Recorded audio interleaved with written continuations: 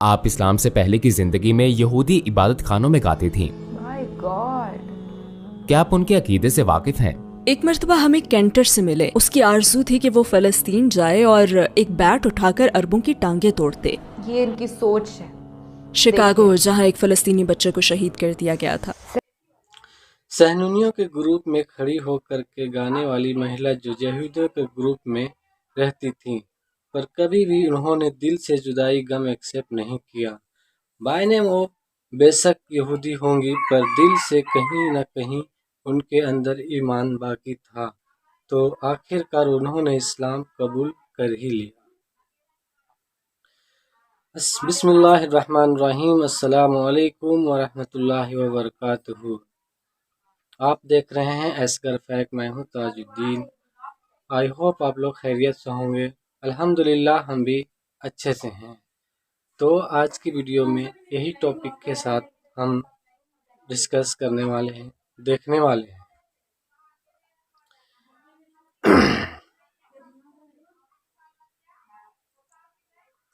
امریکہ کے ایک سنگر کے اوپر جنہوں نے اسرائیل کیا ہوتا ہے، دہشت گرد زندگی کیا ہوتا ہے، بڑی قریب سے دیکھا ہے. انہوں نے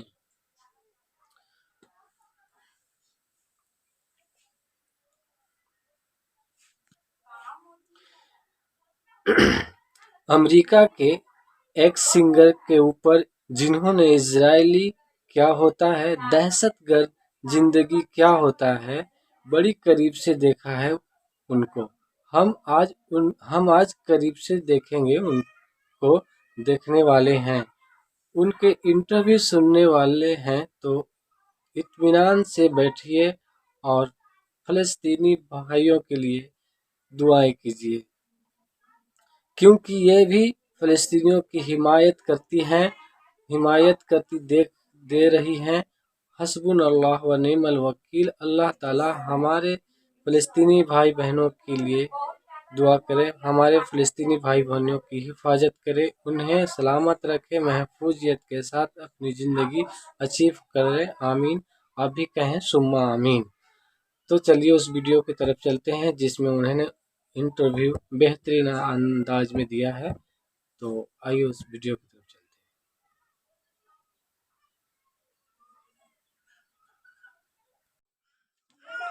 مائی گاڈ.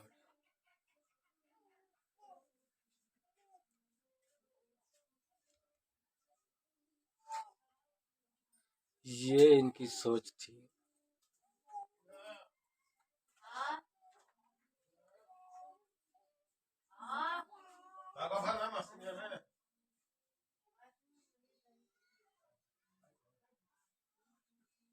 فلسطینی بچے کو شہید کر دیا گیا تھا. میرے شوہر ایک فلسطینی ہیں. مجھے اپنا فلسطینی لباس اور سکارف پہننا پسند ہے، لیکن میں احتیاط کرتی ہوں جب بھی اکیلی باہر جاؤں. یہ لوگ نازی سامراج کی عالمی تکنیک استعمال کر رہے ہیں. یہ ڈیفنس نہیں ہے، یہ قبضہ ہے، یہ ظلم ہے. وہ لوگ اسرائیل کے لیے انٹرنیشنل سپورٹ کی بات کرتے ہیں، یہ انٹرنیشنل نہیں ہے. وہ صرف اور صرف امریکہ کی طرف دیکھتے ہیں. میری ایک فرینڈ نے بھی مجھ سے کہا، جب تم مسلمان نہیں تھی تو یقیناً اسرائیل کی حمایت کرتی ہوں گی. تو میں نے کہا کہ نہیں، کبھی بھی نہیں. السلام علیکم سسٹر نور سادہ. ٹورڈز ایٹرنیٹی میں ہماری دعوت قبول کرنے کا شکریہ. آپ کو اپنے ساتھ دیکھنا ہمارے لیے خوشی کی بات ہے. میں اپنے سوالات فلسطین کی خوفناک صورتحال سے شروع کروں گا. جیسا کہ آپ جانتی ہیں، فلسطین میں ہمارے بھائی بہنوں کو شہید کیا اور گھروں سے نکالا جا رہا ہے. وہاں بچے مر رہے ہیں، خوراک، سامان، پانی، بجلی غائب ہے. وہ لوگ بالکل بے بس ہیں. امریکی میڈیا ان تمام واقعات کی کوریج کس طرح کرتا ہے؟ کیا وہ ذمہ داری نبھا رہی ہیں یا جانبداری دکھا رہی ہیں؟ سب سے پہلے وعلیکم السلام. مغربی میڈیا میں اس کی کوریج کیسی ہو رہی ہے؟ بالکل بھی نہیں. واقعی جانبداری سے وہ فلسطین کی حمایت میں تو بالکل بھی نہیں ہے. میں اسے زائنسٹ یا صہیونی سامراج ہی کہوں گی، کیونکہ یہ سب کچھ صہیونی سامراج ہی کی طرف سے کیا جا رہا ہے. میں یہودیوں کا نام نہیں لوں گی کیونکہ ہم ایسے یہودیوں کو بھی جانتے ہیں جو اس صورتحال کی حمایت نہیں کرتے, لیکن ہاں صہیونی سامراج کا بڑا مضبوط ایجنڈا ہے. اور آج صبح ہی میں نے ایک دلچسپ بات سنی کہ یہ لوگ نازی سامراج کی عالمی ٹیکنیک استعمال کر رہے ہیں, جو یہ ہے کہ اگر آپ کسی چیز کو بار بار دہراتے رہیں تو لوگ اس پر یقین کر لیں گے,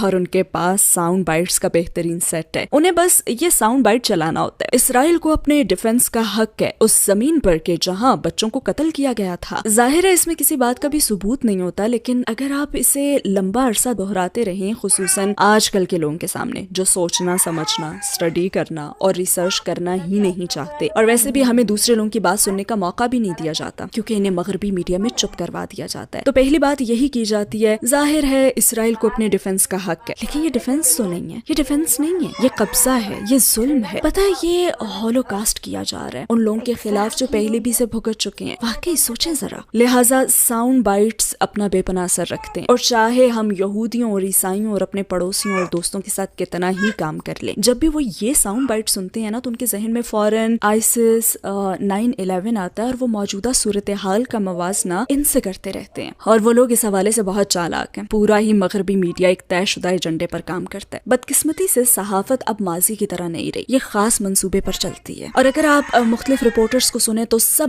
بار بار ایک ہی جیسی بات کہہ رہے ہوتے ہیں, لیکن الحمدللہ سوشل میڈیا کی وجہ سے دنیا میں دوسرے لوگوں کی آوازیں بھی اب سنی جا رہی ہیں. وہ لوگ اسرائیل کے لیے انٹرنیشنل سپورٹ کی بات کرتے ہیں, یہ انٹرنیشنل نہیں ہے بلکہ وہ صرف اور صرف امریکہ کی طرف دیکھتے ہیں. اور ہمیں معلوم ہے کہ یہ گوروں اور یورپیوں کی بالادستی کا ہی آئیڈیا ہے جو فساد مچاتا ہے, اور دنیا بھر کے باقی لوگوں کو 100% انسان ہی نہیں سمجھا جاتا. لیکن ہاں سوشل میڈیا کی بدولت, اور یہ سوشل میڈیا کی خوبی ہے کہ کم از کم اب ہم دوسرے لوگوں کی آوازیں سن سکتے ہیں, اور ہمیں جتنا ہو سکے انہیں پھیلانا بھی چاہیے. کیا لوگ یہ سارا مواد دوسروں سے لے رہے ہیں یا وہ خود صورتحال سے پوری طرح آگاہ ہیں؟ میں کہوں گی کہ وہ بنیادی طور پر دوسروں سے لے رہے ہیں. ایک خاص بات جس نے مجھے بہت افسردہ کیا اور وہ یہ ہے کہ ہم کئی سالوں سے ابراہیم کی بیٹیاں نامی ایک گروپ میں شامل ہیں. یہ یہودی, عیسائی اور مسلمان بہنوں کی ایک شاندار کمیونٹی ہے. ہمارے درمیان محبت کا تعلق ہے. ہم مہینے میں ایک بار ملتے ہیں اور ایک موضوع چن کر اس پر تینوں مذاہب کے حوالے سے بات کرتے ہیں, اور وہ مسلمانوں کے متعلق جان کرنا ہمیشہ حیرت زدہ رہتی ہیں کیونکہ وہ ان کے متعلق زیادہ جانتی ہی نہیں ہوتی. اور پھر اچانک سے 7 اکتوبر آیا اور وہ سب اسرائیل کی حمایت کرنے لگ گئیں کہ ہمیں مدد اور سپورٹ کرنی چاہیے. اور میں اتنی افسردہ اور تنہا رہ گئی کہ تم یہ بات ثابت یا رد کرنے کے لیے ہمیں 1 منٹ بھی دینے کے لیے تیار نہیں ہو, اور فوراً ہی ان کی باتوں پر یقین کر لیتی ہو. اور تم ہمیں جانتی ہو, ہم پہلے بھی اس موضوع پر بات کر چکے ہیں, لہٰذا یہ بہت مایوس کن بات ہے. اور آج ہی رات ہماری میٹنگ ہے, مگر میں نے کہہ دیا کہ میں نہیں آؤں گی کیونکہ مجھے بہت غصہ ہے, لیکن کچھ مسلمان بہنیں کہہ رہی ہیں کہ پلیز پلیز آپ کو آنا ہوگا. چونکہ میرے شوہر ایک فلسطینی ہے, لہٰذا میں اس رشتے سے فلسطینی ہوں, اور میری ساس اللہ ان پر رحم اکثر کہا کرتی تھی یہ پیدائشی فلسطینی ہے, ہم سب فلسطینی ہیں, میں ان کے مقصد میں ان کے ساتھ ہوں. میری ایک فرینڈ نے بھی مجھ سے کہا او جب تم مسلمان نہیں تھیں تو یقیناً اسرائیل کی حمایت کرتی ہوں گی. تو میں نے کہا نہیں, کبھی بھی نہیں. مسلمان ہونے سے پہلے بھی میں نے صہیونی ایجنڈے کی حمایت نہیں کی, میں اسے ظلم اور ناانصافی ہی سمجھتی تھی, اور اس سامراج کے لیے امریکی حمایت کو میں کبھی نہیں سمجھ سکی. کیا 7 اکتوبر کے بعد آپ کو اپنی زندگی میں نفرت انگیز باتیں یا کمنٹس مل رہے ہیں؟ میں نے اپنی کسی فرینڈ سے ایسا کچھ سنا نہیں ہے, تاہم شکاگو میں خوفناک واقعہ ہوا ہے جہاں پہ ایک فلسطینی بچے کو شہید کر دیا گیا تھا. اس کے علاوہ الحمدللہ ایسا کوئی واقعہ نہیں ہوا, اور ابھی تک کوئی شدید رد عمل بھی نہیں آیا الحمدللہ اب تک. لیکن ہمیں خبردار کیا جا رہا ہے کہ ہمیں محتاط رہنا چاہیے. ویسے مجھے اپنا فلسطینی لباس اور اسکارف پہننا پسند ہے, لیکن میں احتیاط کرتی ہوں کہ جب اکیلی باہر جاؤں تو یہ نہ پہنوں. ہاں جب میں فنکشن یا فرینڈس کی طرف جاؤں تو انہیں پہنتی ہوں, لیکن میں فلسطینی لباس پہن کر خود کو نمایاں کر کے باہر نہیں جاتی. مغرب میں بہت سے لوگ اور امریکہ اور دنیا بھر کے سیلیبریٹیز اسرائیل کی حمایت میں پیغامات پوسٹ کرتے ہیں کہ اسرائیل کے حملے سیلف ڈیفenس ہے. کیا آپ کے خیال میں یہ معاملہ اس طرح دیکھا جا سکتا ہے؟ اگر ایمانداری سے کہوں تو نہیں. ہر ایک کو اپنے ڈیفنس کا حق ہے, فلسطینیوں کو بھی ہے, لیکن صہیونی ایجنڈے کی صورت میں یہ سیلف ڈیفنس نہیں ہے, یہ ظلم اور زیادتی ہے, اور ایسا ان کے اس ملک میں داخل ہونے کے بعد سے ہو رہا ہے. ایسے بہت سے قصے ہیں کہ تاریخی طور پر مسلمان دنیا کی وہ واحد قوم ہے جنہوں نے یہودیوں کی اس وقت حمایت کی اور انہیں پناہ دی جب ہر جگہ ان پر ظلم کیا جا رہا تھا. ہمارے کوئی منصوبے نہیں تھے, ہم نے ہولوکاسٹ نہیں کیا, ہم نے یہودیوں کو بچایا, یہ سب کو معلوم ہے. اور اس وقت کے سلطان, عثمانی سلطان کا ایک خط ابھی تک موجود ہے جس نے اسلامی اسپین عیسائیوں کے قبضے میں جانے اور اسپین کے اقتدار میں آنے کے بعد یہودیوں کو بلایا تھا. انہوں نے مظلوم یہودیوں کو عثمانی مملکت میں داخل کیا اور وہ مراکش اور آس پاس کی مسلمان کمیونٹیز میں بھی گئے. ان کا تو گرم جوشی سے استقبال ہوا اور پناہ بھی دی گئی. ترکوں نے فرینچ یہودیوں کو قبضے کے دوران فرانس سے نکلنے میں بھی مدد کی. اور پھر سریوو میں اس موضوع پر ایک کتاب بھی ہے جس میں لوگوں کی جانب سے یہودیوں کو بچانے کے مزید قصے ہیں. مگر انہیں مسلمانوں نے ہمیشہ ویلکم کیا. انہوں نے مسلمان ملکوں میں ترقی کی, اسپین میں ترقی کی,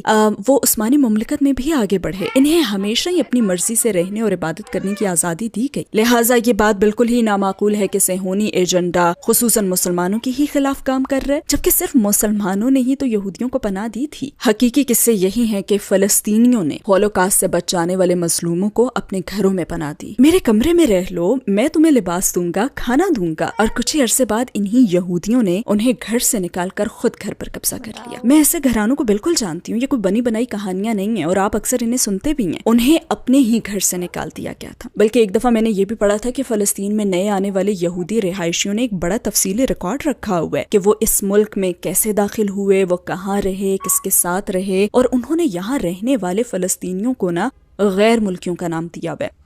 اور یہ بھی کہ وہ ان سے بہت ہی طنزیہ انداز میں بات کرتے تھے, جبکہ یہی لوگ در حقیقت ان کا خیال رکھ رہے تھے, انہیں کھلا رہے تھے, پال رہے تھے, انہیں رہائش اور لباس دے رہے تھے. جبکہ دن گزرنے کے بعد وہ اپنے جرنلز میں لکھتے کہ یہ غیر ملکی فلاں فلاں قسم کے ہیں اور ہم جلد ہی انہیں نکال باہر کریں گے. اور میں نے یہ ایک تاریخ دان سے سنا تھا, یہودی تاریخ دان سے. تو اس لحاظ سے یہ خوفناک مظالم کرتے ہوئے صہیونی کیا مائنڈ سیٹ رکھتے ہیں؟ آپ کے خیال میں ان کے دماغ میں کیا چل رہا ہوتا ہے؟ ان کا مائنڈ سیٹ کیا ہے؟ وہ کس چیز پر یقین رکھتے ہیں؟ واللہ عالم, مجھے نہیں پتا, لیکن صہیونی مذہبی نہیں تھے. یہ ایک سیاسی ایجنڈا تھا, یہ مذہبی ایجنڈا نہیں تھا. جیسے ہم صلیبی جنگوں وغیرہ کے بارے میں جانتے ہیں کہ یہ لوگ اپنے ناپاک عزائم کی تکمیل کے لیے مذہبی لوگوں کو استعمال کر رہے تھے. پاپس کو ملکوں کی ہوس تھی اور وہ یہ بھی چاہتے تھے, وہ بھی چاہتے تھے. لہٰذا انہوں نے ان غریب عیسائیوں کو بھیجا کہ جاؤ اور کافر عربوں سے لڑو. لہٰذا صہیونی خاص طور پر روایتی مذہبی چال چل رہے ہیں. آباد ہونے والے بہت سے یہودی روایتی مذہبی ہیں اور وہ انہیں بھیج رہے ہیں کہ ہمارے لیے جنگ لڑو, آباد کاریاں بڑھاؤ اور اپنے پڑوسی چند فلسطینی کسانوں کو ستاؤ اور تنگ کرو. تو مجھے نہیں معلوم, لوگ تو کہہ دیتے ہیں یہ ایک مقدس جنگ ہے, یہودی اور عرب ہمیشہ سے ایک دوسرے کو ناپسند کرتے ہیں, جو کہ بالکل جھوٹ ہے.